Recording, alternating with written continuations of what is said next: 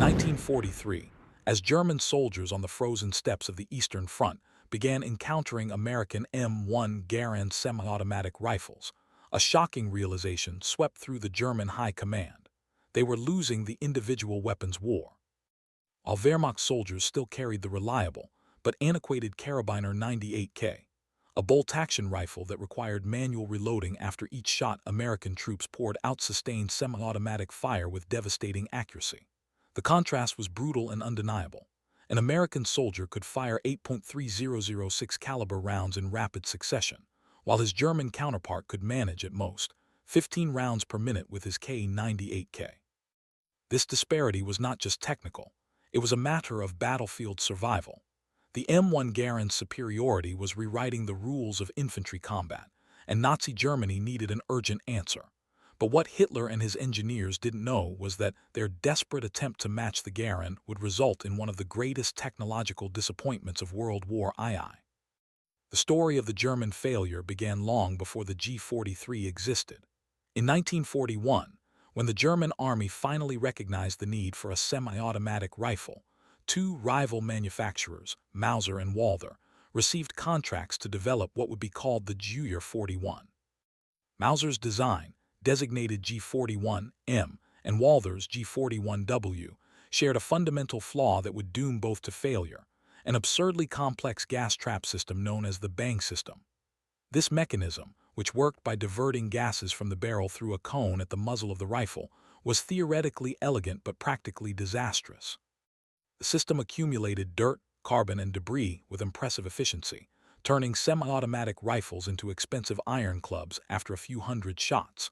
German soldiers reported that their G41s constantly jammed, especially in the muddy and frozen conditions of the Eastern Front. Meanwhile, American soldiers continued firing their Garands with almost mechanical reliability, even after thousands of rounds. The irony was cruel. Germany, a nation proud of its precision engineering, had created rifles that failed precisely when they most needed to work. The turning point came from an unexpected source: the enemy. In 1942, German troops captured hundreds of Soviet SVT-40 rifles in the battles around Stalingrad. When Walther engineers disassembled these Russian rifles, they discovered something that would completely change their approach: a simple and brutally effective direct gas system. Unlike the complex German bang system, the SVT-40 used a gas piston that operated directly on the bolt, without unnecessary components or multiple points of failure. It was an elegant solution in its simplicity, exactly the opposite of the German philosophy of over-engineering. Karl Walther, the chief designer, made a radical decision: to completely abandon the G41W and start from scratch, incorporating the Soviet gas system. This decision represented more than a technical change. It was a tacit admission that German engineering had been surpassed not only by the Americans, but also by the primitive Soviets. The new design, which would be called the Gewehr 43, was born from this humiliating but necessary lesson in technological humility. When the first G43 prototypes rolled out of Walther's factories in 1943, German engineers finally had something that worked. The rifle weighed 9.7 pounds, slightly heavier than the Garand's 9.5 pounds, but incorporated significant improvements over its failed predecessors. The 21.65-inch barrel provided a muzzle velocity of 2,448 feet per second for the 7.92 x 57 mm Mauser cartridge, comparable to the 2,800 feet per second of the American .3006. More importantly, the G43 featured a detachable 10-round magazine, a theoretical advantage over the Garand's 8-round internal clip. German soldiers could carry multiple magazines and reload quickly, while American soldiers relied on disposable clips that produced the characteristic ping when ejected. On paper, the G43 looked superior. Initial tests showed that the rifle could maintain a rate of fire of 40 rounds per minute under ideal conditions, almost 3 times the rate of the K98K.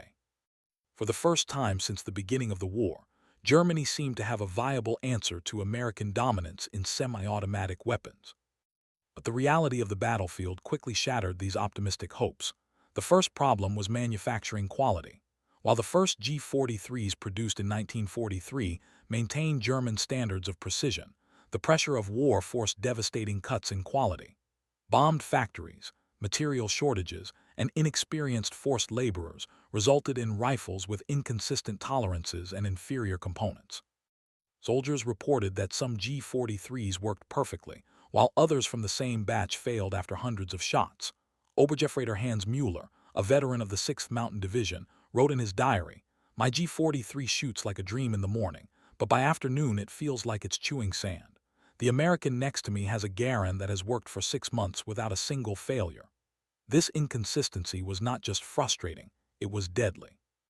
In combat, soldiers could not rely on their weapons, creating fatal hesitation at critical moments. The theoretical superiority of the G43 was being destroyed by the reality of mass production under wartime conditions. Situation worsened dramatically when the G43s reached the extreme conditions of the Eastern Front and the beaches of Normandy.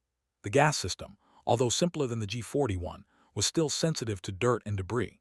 Mud, sand, and salt water caused frequent jams, especially in the ejection mechanism. Soldiers found that the G43 required constant cleaning, a luxury rarely available in intense combat. Worse still, the rifle was notoriously sensitive to ammunition. Cartridges with inferior quality gunpowder, increasingly common in Germany by 1944, caused extraction failures and bolt jams.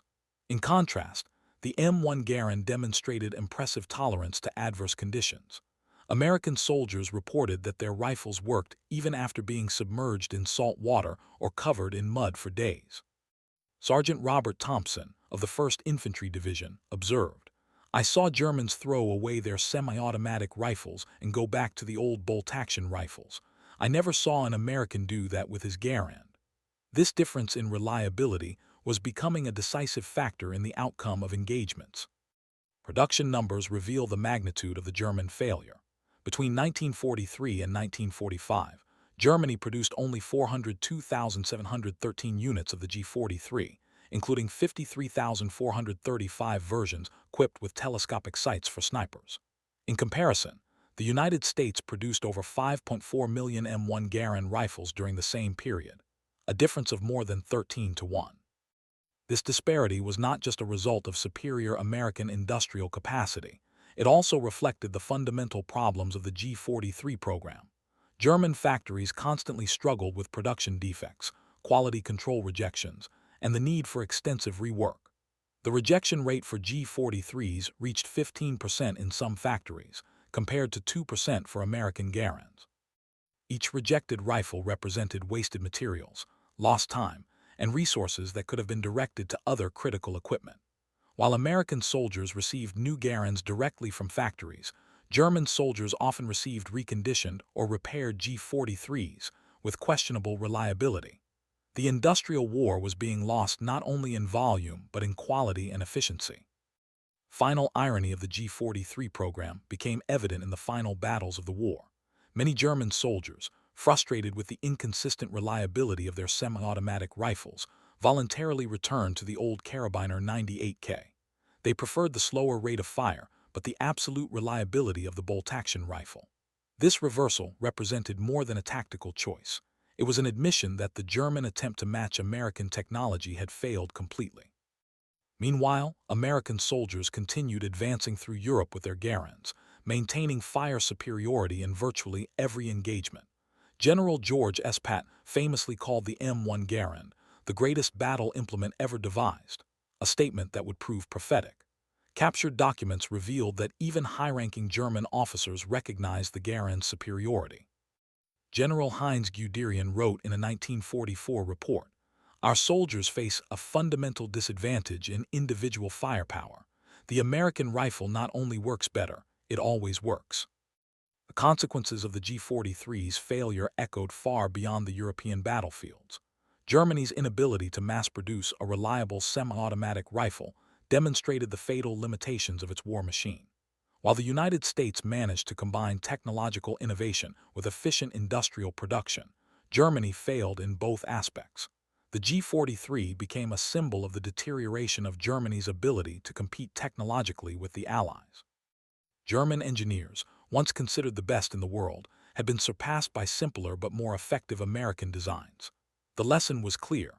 In modern warfare, engineering elegance meant little without the ability to produce reliable equipment in mass. The M1 Garand was not just a superior rifle, it was the manifestation of American industrial and organizational superiority. Each ping of an ejected clip represented not just 8 shots fired, but the triumph of a design philosophy that prioritized functionality over complexity, reliability over sophistication. When the last German factories stopped producing G43s in April 1945, the rifle had become a footnote in military history. American soldiers continued using their Garands in the Korean War and beyond, proving the durability of the design. The final contrast was inescapable. While the M1 Garand would become a legend, equipping American soldiers for decades, the G43 quickly faded from history, remembered only as an example of how not to develop a military rifle. Hitler's attempt to answer the Garand had failed not for lack of ambition or initial resources, but for a fundamentally flawed understanding of what makes a weapon truly effective. In the end, the individual weapons war was decided not by engineering complexity, but by simplicity of execution. The M1 Garand won because it worked, always and everywhere.